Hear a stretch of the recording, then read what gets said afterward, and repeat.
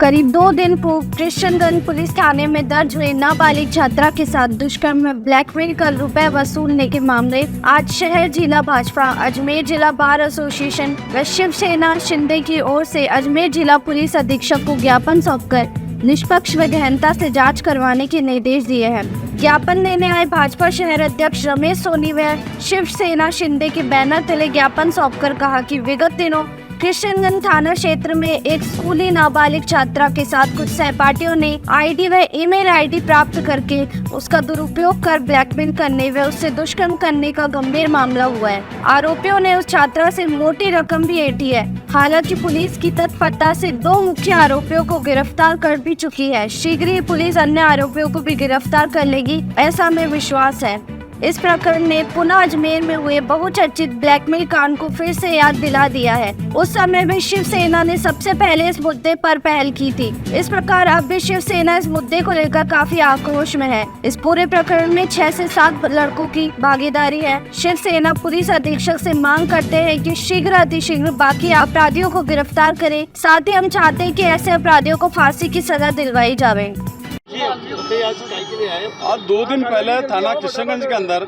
एक हिंदू छात्रा के साथ में बलात्कार हुआ और लाखों रुपए की ठगी हुई। ये ठीक वैसा ही हो रहा है जैसा बराण में के अंदर हुआ था।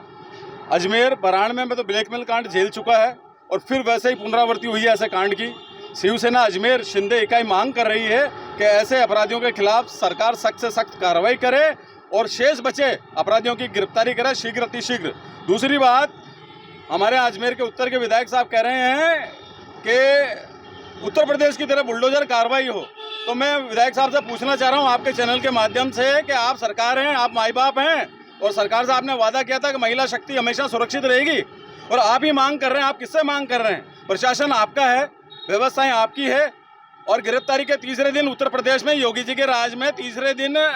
बुलडोजर कार्रवाई हो जाती है और आज इस कार्रवाई को, इस गिरफ्तारी को तीसरा चौथा दिन हो चुका है मगर अभी तक प्रशासन टस से मस नहीं हुआ है। हम विधायक साहब से भी मांग कर रहे हैं कि आप वादा नहीं करें, लोगों के साथ छलावा नहीं करें और आप अपनी कार्रवाई को अंजाम दें और बुलडोजर कार्रवाई 24 घंटे में करवा के दिखाएं। जब हम मानेंगे कि आप अपनी बात पे खड़े हैं। और आपके चुनाव पूर्व ये घोषणा थी कि महिला सुरक्षा के प्रति हम सजग रहेंगे, गंभीर रहेंगे, पर इन बातों से ऐसा लगता है कि आप बिल्कुल ढुलमुल रवैया अपना रहे हैं और अपनी बातों को सिर्फ बातें ही कर रहे हैं, मूवमेंट नहीं है, कार्रवाई नहीं है। मनोहर सिंह राजावत, अजमेर शिवसेना। भारतीय जनता पार्टी शहर जिला अजमेर द्वारा आज हमारा प्रतिनिधि मंडल, जिसमें हमारे समस्त जिले के पदाधिकारी, हमारे मंडल अध्यक्षगण, हमारे मोर्चों के जिलाध्यक्ष, इन सब ने मिलकर के आज माननीय एसपी साहब से एक शिष्टाचार मुलाकात की है और एक पत्र उनको दिया है कि विगत दिनों जिस प्रकार से कृष्णगंज थाने के अंदर एक केस सबको ध्यान में आया कि एक नाबालिग स्कूली छात्रा का ब्लैकमेलिंग करके, उसके अश्लील चित्र खींच करके और उसको ब्लैकमेल करके उसका शारीरिक शोषण किया गया और साथ ही उससे रुपए ऐंठने का जो एक पूरा षड्यंत्र ध्यान में आया और स्पष्ट रूप से ध्यान में आया कि वो बहुत अबोध बालिका थी। उसको इंस्टाग्राम और फेसबुक के माध्यम से जिस प्रकार से बहला फुलाकर पहले उससे दोस्ती की गई, दोस्ती करने के बाद उसके साथ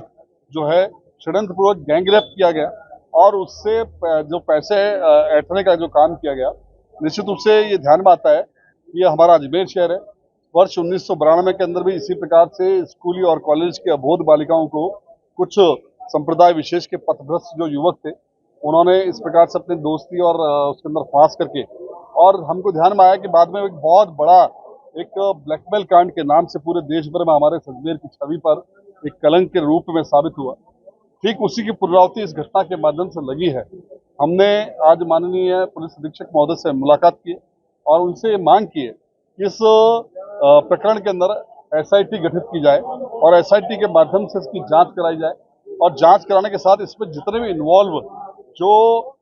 उस युवकों की कॉल डिटेल से, उनके फोन से आपको ध्यान में आएगा कि बहुत सारा एक बड़ा गैंग इसके अंदर आएगा, उन सब को आरोपी बनाया जाए और साथ ही उनको कठोर से कठोर सजा दिलाने का काम किया जाए। और साथ ही हमने ये भी मांग की है कि आज हमको ध्यान में आता है कि नौसर घाटी के नीचे तलहटी में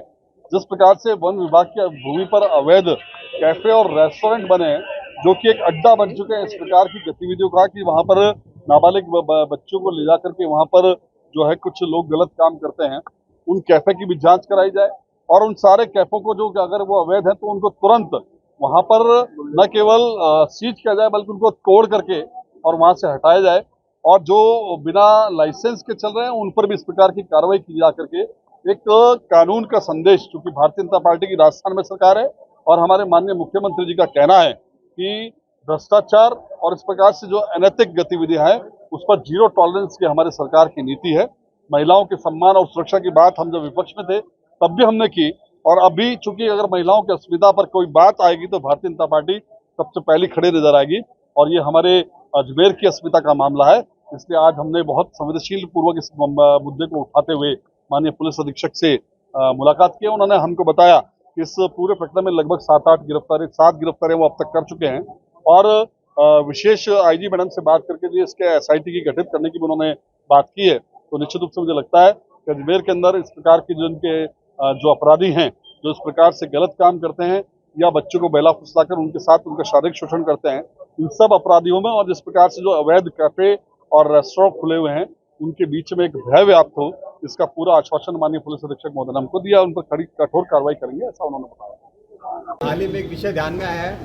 कि किशनगंज थाना अजमेर में एक प्रकरण दर्ज हुआ है जिसमें एक वर्ग विशेष के युवाओं द्वारा अजमेर की बालिकाओं के साथ में, जो बालिकाएं विभिन्न कोचिंग इंस्टीट्यूट में अध्ययन कर रही है या किन्हीं सार्वजनिक स्मारकों पर इत्यादि जगह भ्रमण कर रही है, उनको सोशल मीडिया के माध्यम से उनसे संपर्क किया जा रहा है, उनके चलचित्र खींचे जा रहे हैं, उन चलचित्रों में किसी प्रकार की छेड़छाड़ करके उनको ब्लैकमेल करने का एक विषय ध्यान में आया है। पूर्व में भी इस प्रकार का प्रकरण अजमेर में ब्लैकमेल कांड के नाम से चर्चित रहा है और उसके विगत काफ़ी समय से इसके दुष्परिणाम रहे हैं। जैसे ये विषय ध्यान में आया है, आज हम अजमेर के अधिवक्ता यहाँ एकत्र हुए हैं और कलेक्टर साहब को इस विषय के लेकर के ज्ञापन दिया है